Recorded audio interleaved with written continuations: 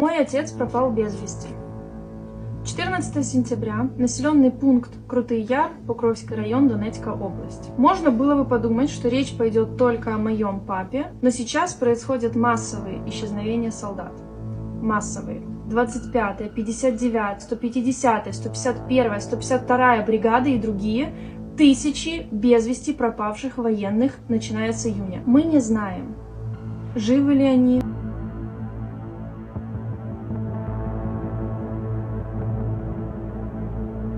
With the fall of Velyka Novosilka, Russia's offensive has shifted from the south to the north, with forces now pushing to capture Chasiv Yar and Toretsk, not just as a stepping stone for an assault on Konstantinivka, but also to tighten the noose around Pokrovsk from the north. At the same time, the pace of the Russian offensive continues across all sectors, from the Pokrovsk region to the post-Kurakhove front. Changes on the map have reduced comparatively over the past week. Some Ukrainian experts would like to believe that this is a sign that the Ukrainian armed forces have managed to slow down the Russian advance, with signs of stabilization appearing on some fronts. But as we will see, whether or not the Russian offensive has indeed slowed down over the past week means little for the outcome of this war and does nothing to solve the glaring issues that are continuing in the Ukrainian brigades.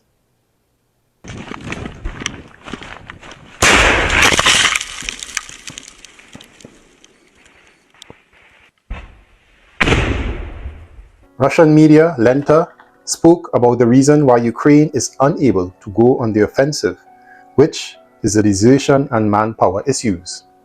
One of the areas where this issue is seen most prominently is in the formation of the 150th series of brigades of the Armed Forces of Ukraine. In that regard, we have another insightful excerpt from Yuri Butusov, a Ukrainian journalist on this topic. And I quote, "In 2024, a number of new brigades of the 150th series were formed.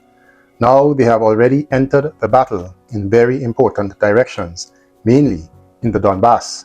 And unfortunately, a large number of appeals from servicemen who perform tasks in these brigades to great problems with the organization, application, management, and support of these brigades. There are a lot of scandals. Today, another investigation came out about the situation in the 157th Mechanized Brigade. Earlier, there were also publications of the investigation, in particular about the situation in the 152nd Hunter Brigade. There is also the situation in the 155th and the 153rd Mechanized Brigades.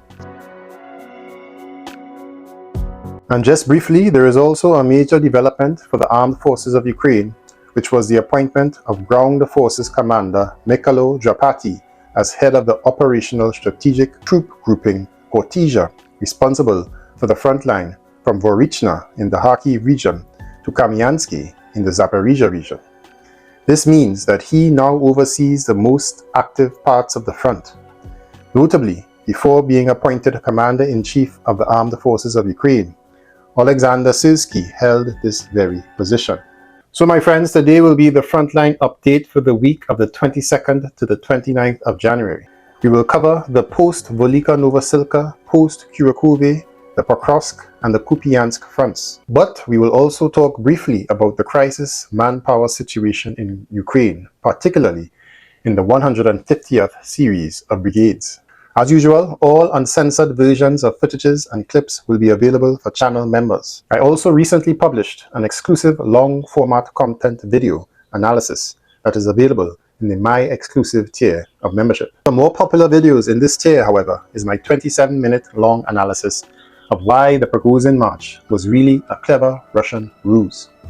Now at the end of the video, there will be bonus footage from the front, and in the end screen, there will be a trailer video outlining the benefits and perks you receive when you join the exclusive membership community. So don't forget to leave some super thanks love, and let's get into it.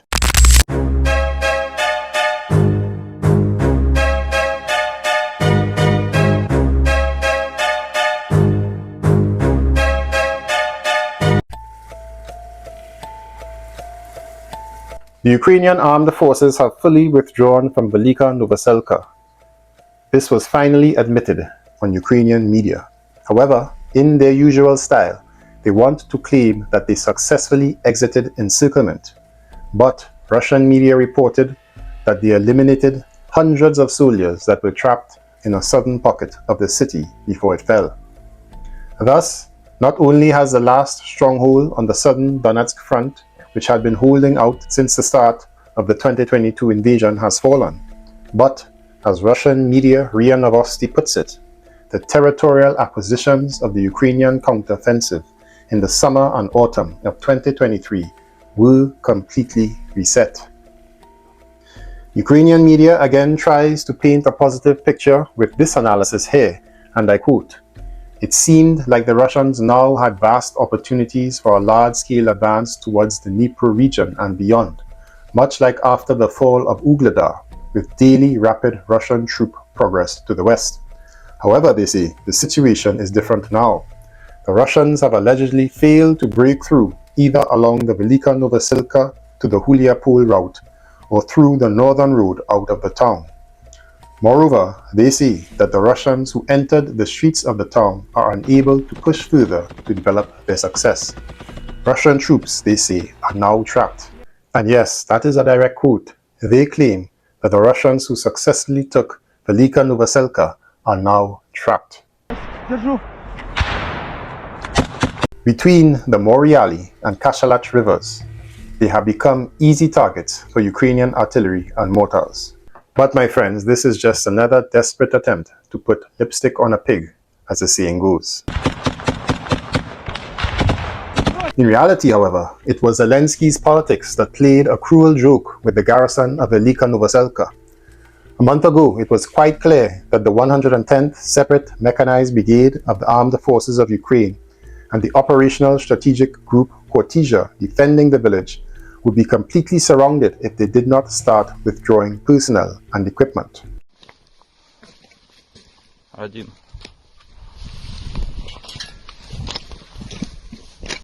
Два. However, President Zelensky was awaiting for Donald Trump's inauguration and forbade his departure. As a result, after the fall of Remivka on the southwestern outskirts of Velyka Novosilka, the fate of the garrison was predetermined. Now with its capture, Russian troops are able to enter the operational space in the rear of the Ukrainian line of defense in the Zaporizhia region towards Huliapol, Kurakhove, and the city of Zaporizhia. Moreover, there are practically no serious fortifications in the steppe areas in the space from the western border of the DPR region to the Dnieper River. However, as Russian sources report, it is first necessary to secure the northern flank to avoid getting hit from there. That is, it is necessary to move to the west with a broad front.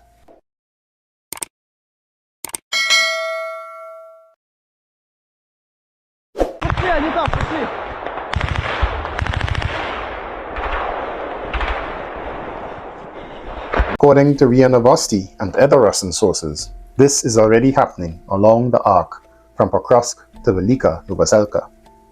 To the west of Kurakhove, the fighters of the South Group knock the Ukrainian enemy out of the pocket, which the settlements of Dachny, Ukalki, and Constantinople fell, according to Russian sources.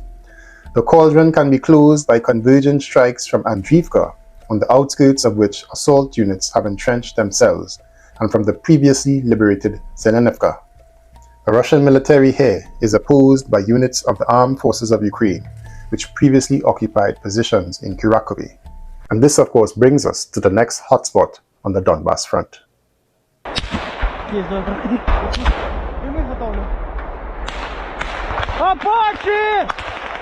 The Russians managed to expand their foothold on the northern bank of the Suki Yali River from Zelenica to Yantani with an advance of around 1 kilometer. At the tip of the post-Kurakhove pocket, Ukrainian armed forces are trying to hold off the Russian attack in the Dachny direction. Ukrainian media claims that although the Russians managed to enter the northern and southern outskirts of the village, the defense forces still control over 80% of it. But as I noted above, Russian sources claim the village has been captured.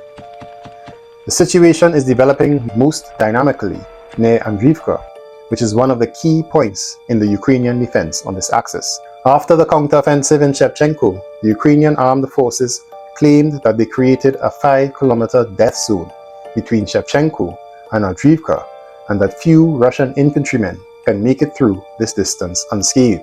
This information, of course, as with most of the other Ukrainian claims, must be taken with a grain of salt. Nevertheless, whether true or not, this does not in any way hinder the Russian forces' assault on Avdiivka. In fact, some reports say that the Russian forces have already secured positions within the village. Ukrainian sources claim, however, that the Russians have no control and are hiding in basements, and that they have marked the Russian presence on the map. The claim is that Russians cannot break through the Ukrainian defense, so they are once again attempting to bypass it. In this area, Russian troops are moving forward between Slovyanka and Petropavlivka. Nevertheless, it is conceded by Ukrainian sources that over the week, the Russians advanced by 3 kilometers and will soon be able to threaten Avdiivka from the north as well.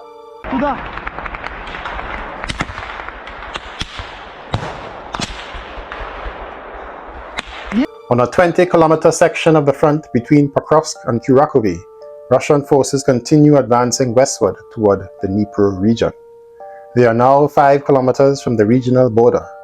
While it is likely that they will cross this line strategically, it is unclear what promise this direction holds for them. A more important priority for the Russian army is securing their flanks to be able to encircle Pokrovsk from the west.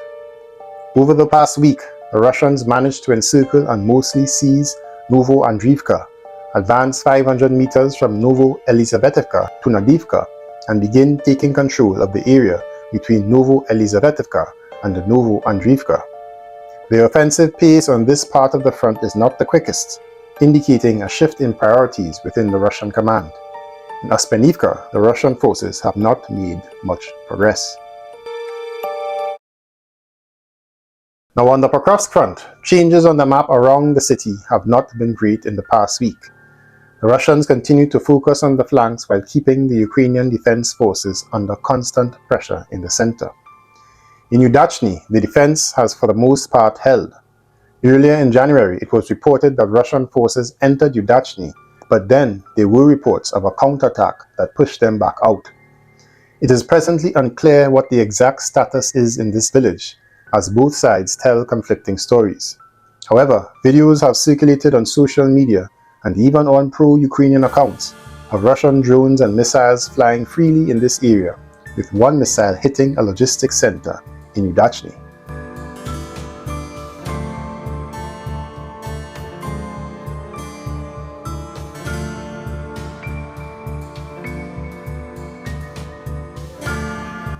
Ukrainian media claims that as a result, Russian forces attempted to bypass the village from the south and east, aiming to encircle it from the north, and that Ukrainian troops have taken positions near the coal mine.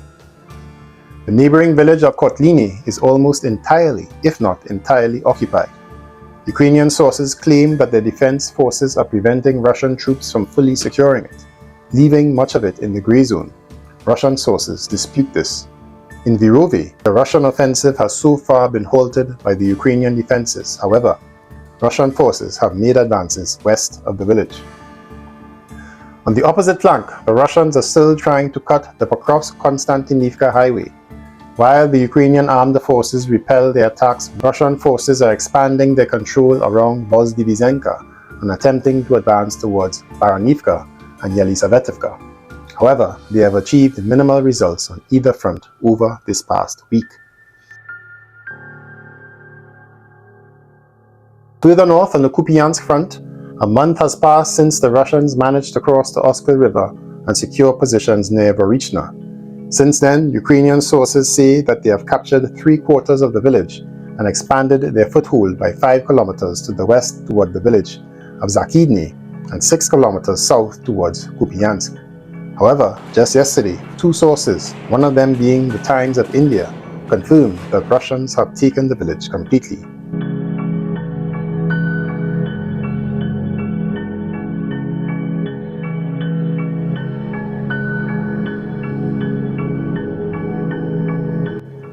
What is readily admitted by even Ukrainian sources is that it is becoming clear that Ukrainian forces do not have enough strength to hold back Russian troops in this sector. On the other hand, the Russian forces are unable to move their armored vehicles across the river and are mainly advancing with infantry. The threat to Kupyansk may not yet be quite immediate. It is likely that the Ukrainian command is trying to disperse and tie down the Russian army near Velyka, similar to the approach used at the Vovchansk front to prevent a focused strike on Kupyansk. But what was not mentioned in any of the Ukrainian frontline reports, particularly in the Pokrovsk sector, is the dire state of the Ukrainian brigades defending in these areas.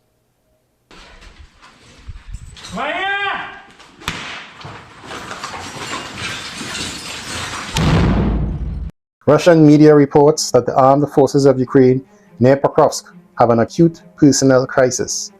The recently formed 157th Brigade suffered heavy losses, and the lion's share of the personnel deserted.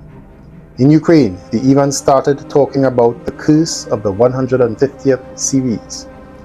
Before that, as a reminder, soldiers of the 155th Brigade, the Anna de Kiev, trained in France and armed with French equipment, left many positions arbitrarily. The fact is that these brigades are forcibly mobilized with low motivation to fight. Few experienced officers of these formations are unable to influence the situation. So let's briefly talk about this supposed curse of the 150th series of brigades in the Ukrainian armed forces. Yuri Butusov reported on the dire situation of the 150th series of brigades in Ukraine. In 2024, at least 8 new brigades were mobilized to the front. The number of these brigades is from 5,000 to 7,000 people, he claims. That is, tens of thousands of mobilized were sent to the front as part of these brigades. And unfortunately, our soldiers suffer from many problems that are not available in more experienced military units. Close quotations. Russian media Lenta reports that since the spring of last year, every next month, Ukraine has recruited about 30,000 new military personnel. At the same time, as noted, one of the main reasons for the armed forces of Ukraine to be in defense is a lack of personnel of units. In addition, according to Sergei Rachmanin, a member of the Verkhovna Rada Committee on National Security, unauthorized abandonment of the unit may disrupt the Ukrainian mobilization plan. If the number of recruits also increases the case of desertion, the armed forces of Ukraine will not have the necessary manpower to hold territories. Earlier, it became known about the mass losses and desertion in the 157th Brigade of the Armed Forces of Ukraine. It was noted that their number reached 1,000 people. That is, 1,000 people have deserted or been killed. In addition, 1,700 or 1,700 deserters were reported from the elite 155th Brigade of the Armed Forces of Ukraine. The fighters serving in it were trained in France.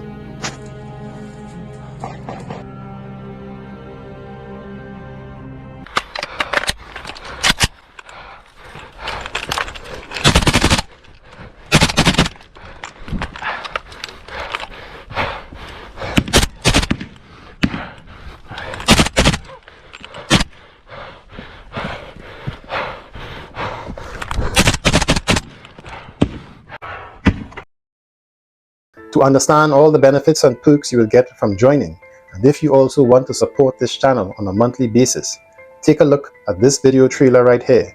Though graphic, it will answer all your questions about joining the exclusive community of WIP's channel membership.